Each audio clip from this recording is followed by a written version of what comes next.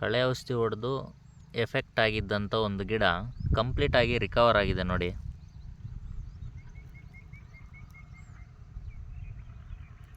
ಇದಕ್ಕೆ ಸಮರ್ಥ ಬಯೋಟೆಕ್ ಎಂಡೋಸೈಮ್ ಪ್ರಾಡಕ್ಟ್ನ ಕೊಟ್ಟು ರಿಕವರ್ ಮಾಡಿರೋವಂಥದ್ದು.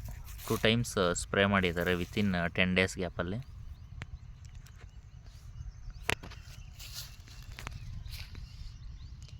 ನೆಕ್ಸ್ಟ್ ಲೆವೆಲ್ ಲೀವ್ಸಲ್ಲಿ ಅದರದ್ದು ಎಫೆಕ್ಟ್ ಎಲ್ಲೂ ರಿಫ್ಲೆಕ್ಷನ್ ಆಗಿಲ್ಲ ನೋಡಿ.